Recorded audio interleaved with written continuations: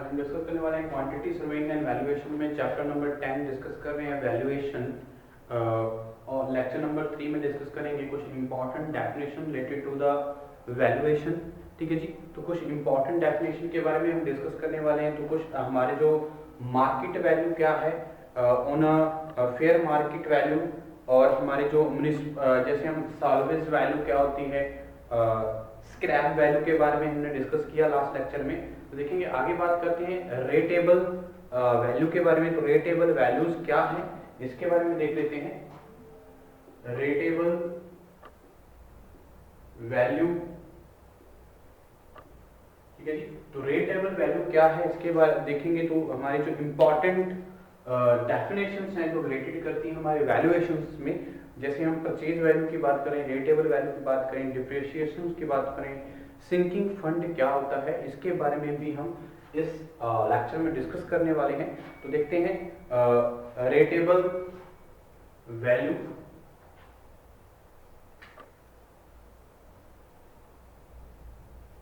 Okay जी, तो रेटेबल value क्या होती है after the discussion of scrap value, salvage value और मार्केट वैल्यू। ठीक है जी, तो रेटेबल वैल्यू भी एक जो वैल्यूज है, it is the net annual letting value of the property. It is the net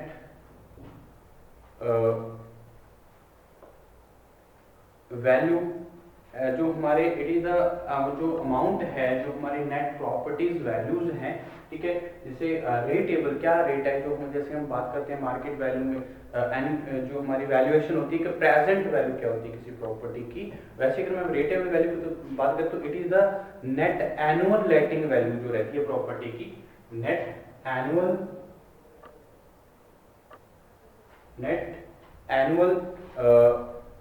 letting of the property, value of the property, annual letting value of property। ठीक है जी, तो वैल्यू ऑफ प्रॉपर्टी जो annual लेटिंग value property रहेगी, net annual letting value of the property जो रहेगी वो हमारा क्या होगा, रेटेबल वैल्यू। ठीक है जी, तो रेटेबल वैल्यू के बारे में जो which is obtain from the gross income,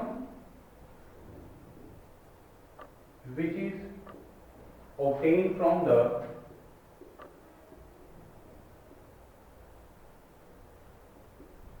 gross income।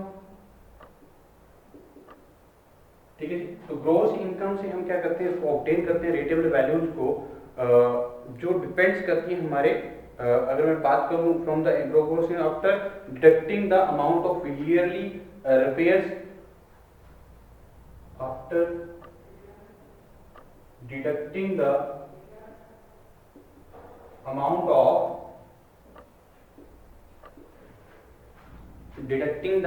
amount of yearly repairs। तो ईयरली रिपेयर्स पे जो रिपेयरिंग वर्क जो पे अमाउंट जो लगा उसको डिडक्ट करने के बाद ग्रोस इनकम जो रहेगी उसको डिडक्ट करने जो ग्रोस इनकम से हम क्या कर सकते हैं, एक नेट एनुअल लेटिंग जो वैल्यू रहेगी प्रॉपर्टी की उसको हम क्या बोलते हैं, रेटेबल value.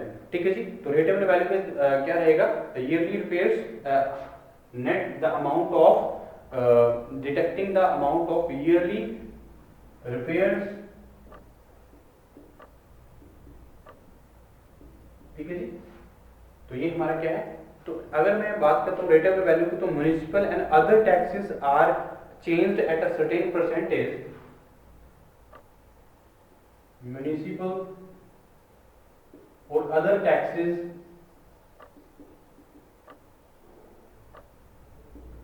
are changed, other taxes are changed at a certain percentage on the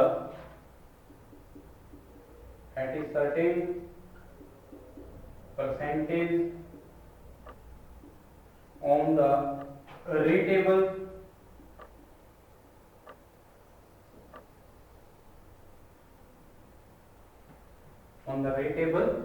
value of the property. ठीक है जी, तो जो रेटेबल वैल्यूज रहेंगी हमारे प्रॉपर्टीज की, रेटेबल values of the property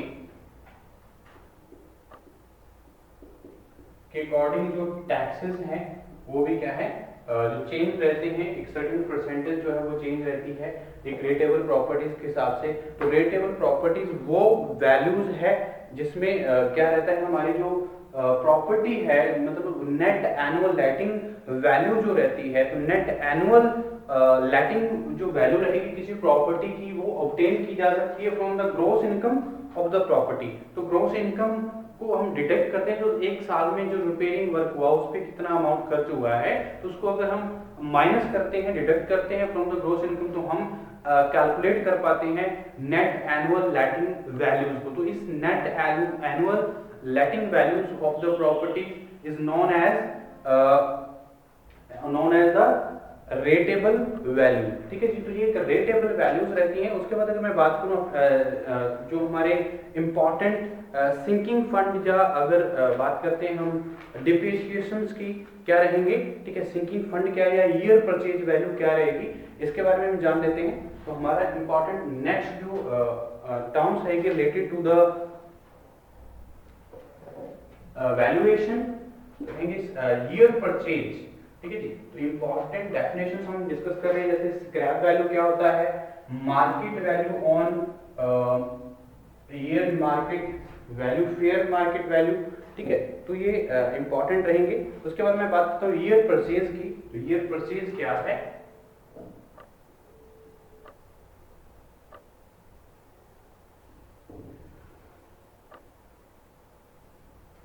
YP। ठीक है जी, तो ईयर परचेज के बारे में अगर डिस्कस करें तो हमारा it is defined as the capital sum required to be paid once of all the receives an amount income of the, अगर इनकम जितनी इनकम है हमारे पास, ईयर परचेज क्या रहेगा, इट इज क्या डिफाइन करता है, कैपिटल जो सम रहेगा। ठीक है, कैपिटल सम को क्या है डिफाइन करता है ईयर परचेज। तो it is defined as the capital some,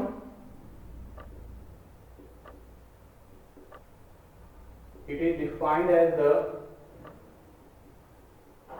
capital sum। ठीक है जी, तो कैपिटल सम को डिफाइन करता है year purchase required to be paid once for all the receive in income of the one at a certain rate of the interest. तो एक particular एक certain rate of interest पे जो हमारे पास इनकम है किसी ऑल जो हम रिसीव करते हैं किसी प्रॉपर्टी की, तो एक रिक्वायर्ड टू बी पेड, एक बार जो हम पेड करने की जरूरत रहती है वो हमारा क्या है, ईयर परचेज रहेगा। तो capital sum of required to paid, required to paid once for all to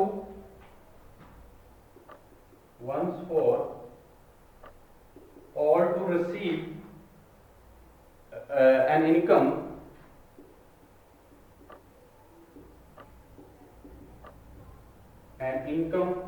of rupees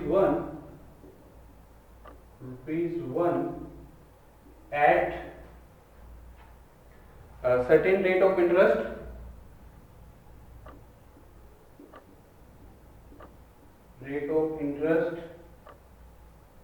ठीक है। तो सर्टेन रेट ऑफ इंटरेस्ट पे जो हमारे जो रिक्वायर्ड को एक कैपिटल सम जो है पेड करते हैं हम एक बार में पूरी की पूरी इनकम को रिसीव करने के लिए एक सर्टेन रेट ऑफ इंटरेस्ट पे। ठीक है, तो suppose the rate of interest 5% है, अगर मान लीजिए 5% पर एनम जो रेट ऑफ इंटरेस्ट है उसके हिसाब से अगर हम ईयर परचेज हम कैलकुलेट करना चाहते हैं तो कैसे करेंगे। तो मान लीजिए suppose the rate of the interest,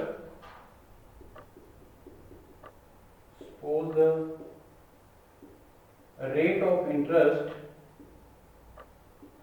5%, तो 5% अगर रेट ऑफ इंटरेस्ट है पर एनम, तो एक साल का जो रेट ऑफ इंटरेस्ट है 5% है, one has to be deposited, one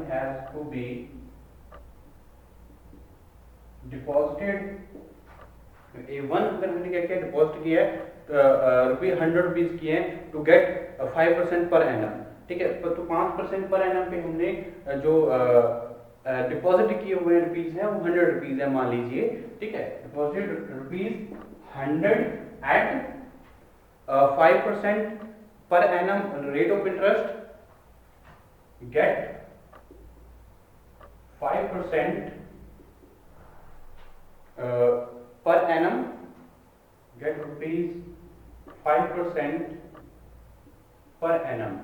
तो एक साल में जो 5% रेट ऑफ इंटरेस्ट पे 100 रुपीज जो डिपॉजिट किए to get one has to be deposited to get one has to be deposited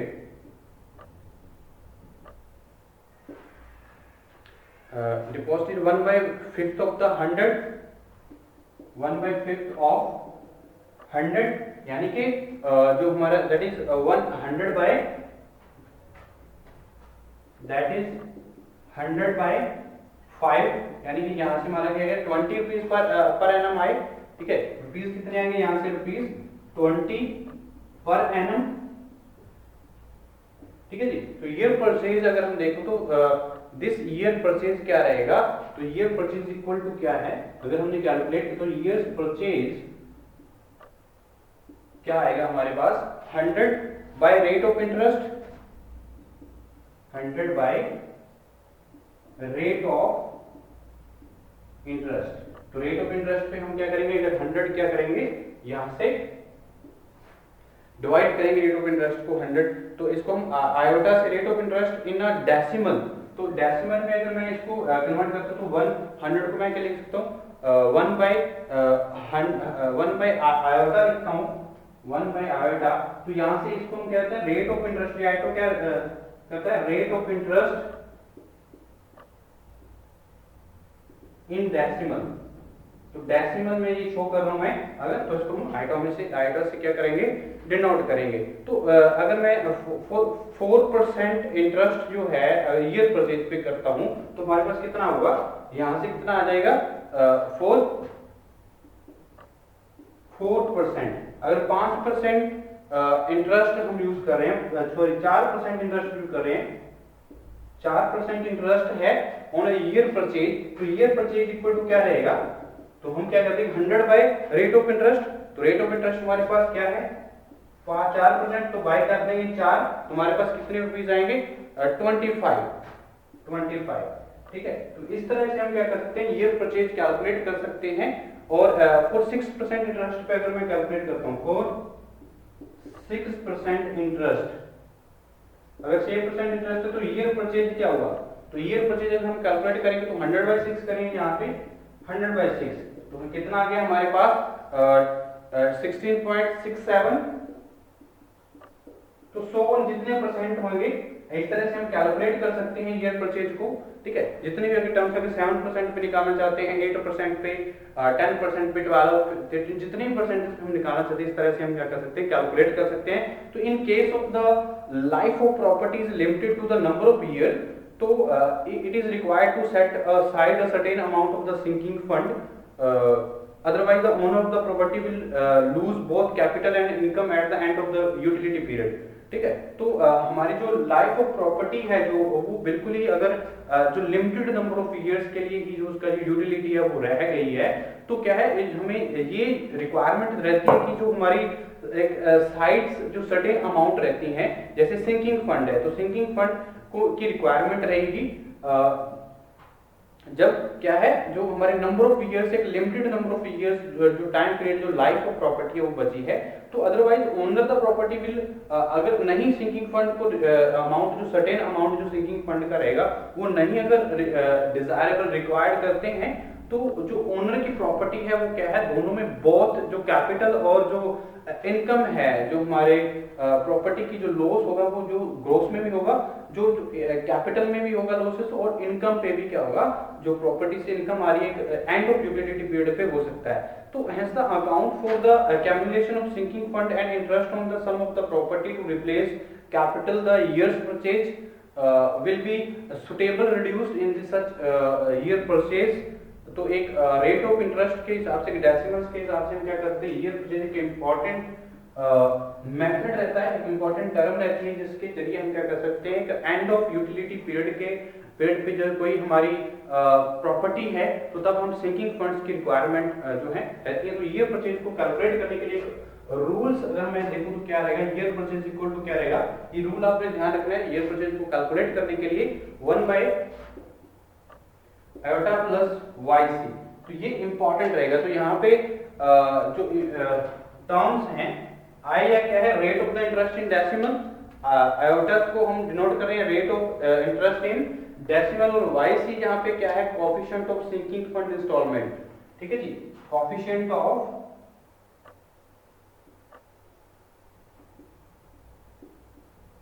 sinking fund instalment.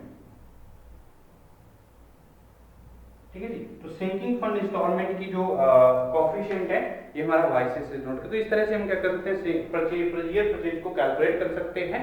Okay जी, अगर मैं बात करता हूं सिंकिंग फंड की, तो क्योंकि अगर जो in case of where the life of the property is limited to in number of years, ठीक है, तो लाइफ ऑफ प्रॉपर्टी जो है नंबर ऑफ इयर्स के लिए ही लिमिटेड है, तो हमें रिक्वायर्ड क्या रहता है, सिंकिंग फंड्स का होना रिक्वायरमेंट रहती है। तो देखते हैं सिंकिंग फंड क्या होता है। After the discussion of the year purchase, after calculation of year purchase, तो according to the rate of interest we calculate the year purchase. Okay, तो अब देखते हैं हम सिंकिंग फंड क्या है।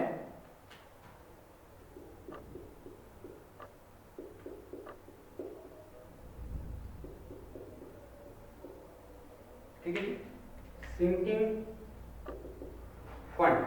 Okay, so sinking fund is a fund which is gradually accumulated for the sole purpose of the replacement, the reconstruction of the building or structure at the end of its useful life.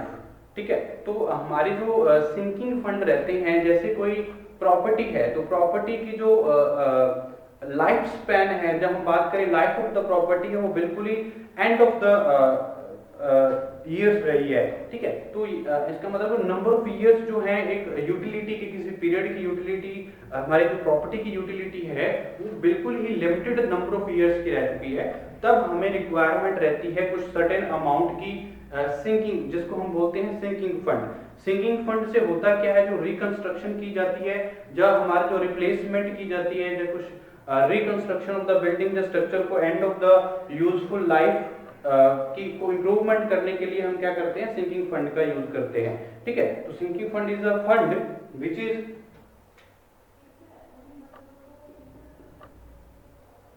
sinking fund is a fund which is gradually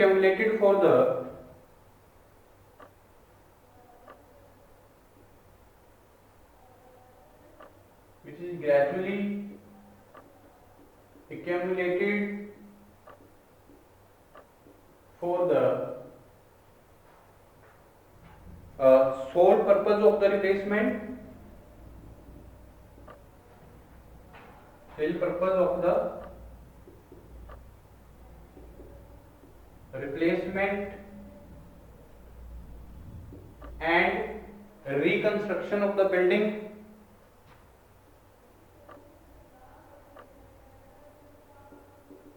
reconstruction of the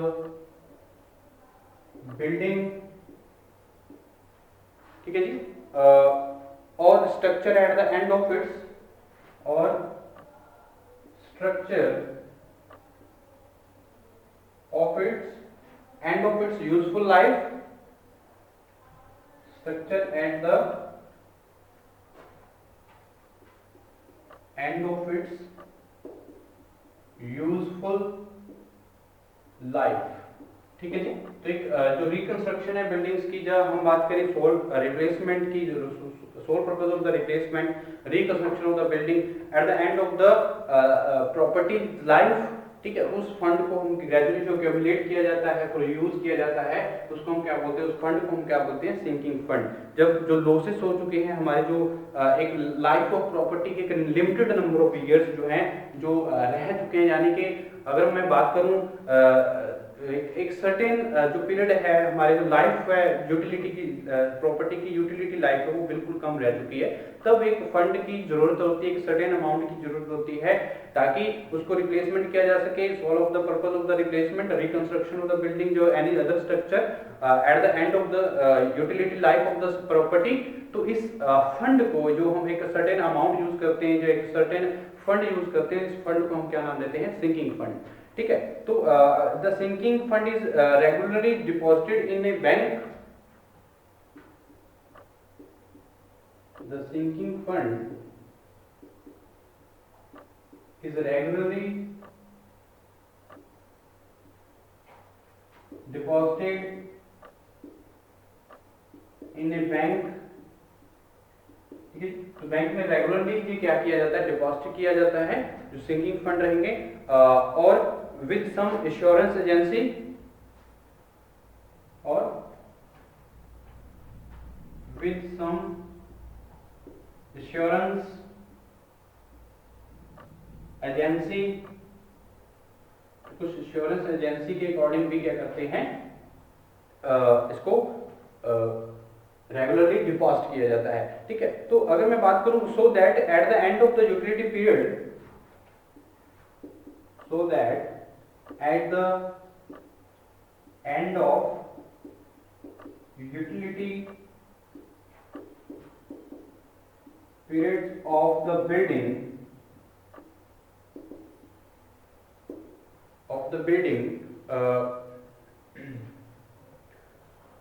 or structure is a sufficient amount is available, and of the utility period of the building or structure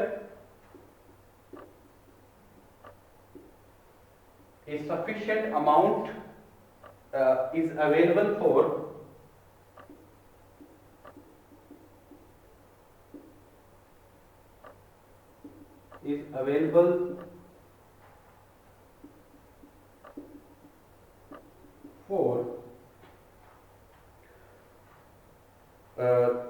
the replacement of sinking fund, for the replacement or reconstruction, for the replacement and reconstruction। ठीक है जी, तो the purpose of the replacement और reconstruction of the buildings के लिए जो हमारी एक available funds हैं वो क्या है, एक सफिशिएंट अमाउंट जो है वो अवेलेबल रहती है जब एज अ हम सिंकिंग फंड क्या है रेगुलरली बेसिस पे हम डिपॉजिट करते हैं डायरेक्टली इन द बैंक्स और इन अश्योरेंस एजेंसी। ठीक है, तो इसके जो ओनर है, the owner should not neglect other fund, otherwise he will find difficult to rebuild the buildings. ठीक है, तो इसलिए जो एक इम्पॉर्टेंट सिंकिंग फंड्स है, तो सिंकिंग फंड का होना एक इम्पॉर्टेंट रहता है जब जो and of the utility period of the property usable रहेगा। ठीक है जी, तो ये अगर हम बात करें, the owner should not neglect, the owner should not neglect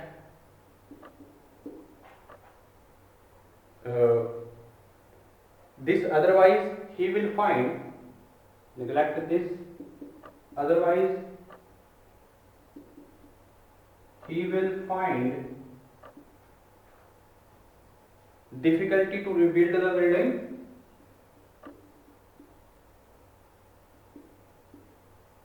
to rebuild the building।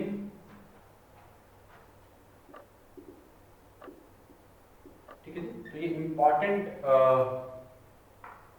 जो एक सिंकिंग फंड्स हैं जिनकी रिवेलेबिलिटी जो है इम्पॉर्टेंट रहेगी। तो the calculation of sinking fund depends upon the life of the building as well as the rate of the interest. तो rate of interest पे और जो लाइफ है हमारी प्रॉपर्टी की उस पर डिपेंड करती है सिंकिंग फंड्स। ठीक है जी, the calculation of sinking funds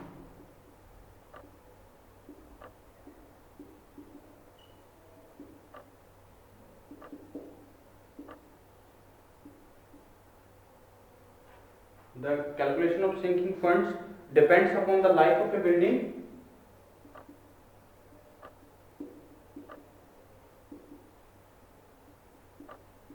life of a building and rate of interest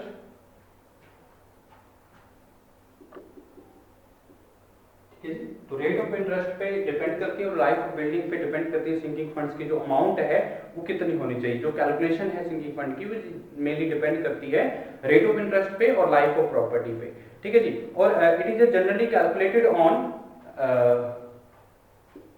it is generally calculated on 90% of the cost of the construction, 90% of the cost of the construction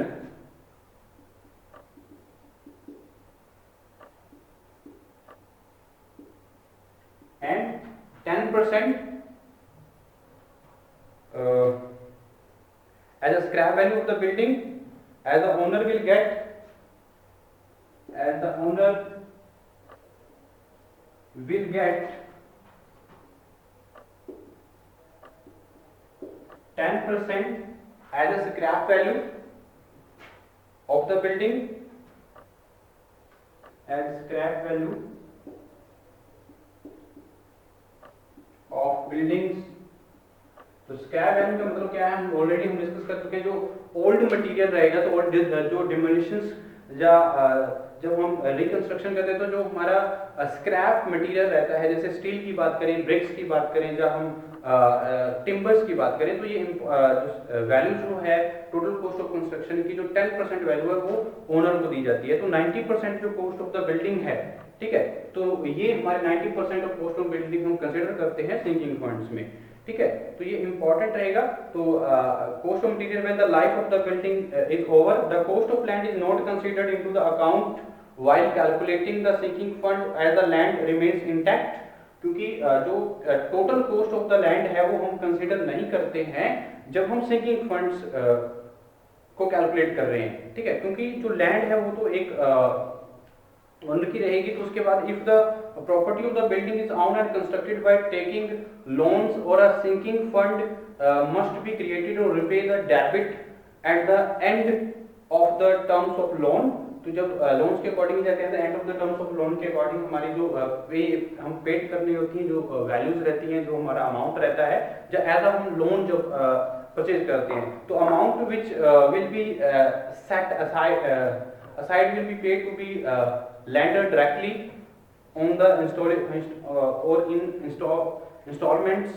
तो बहुत सारी जो installments के according ही क्या करते हैं हम calculate करते हैं। तो सिंकिंग फंड को अगर हम कैलकुलेट करना चाहते हैं तो कुछ इंपॉर्टेंट फॉर्मूलाज हम यूज कर सकते हैं। जैसे हम सिंकिंग फंड को कैलकुलेट करने के लिए y is equal to f into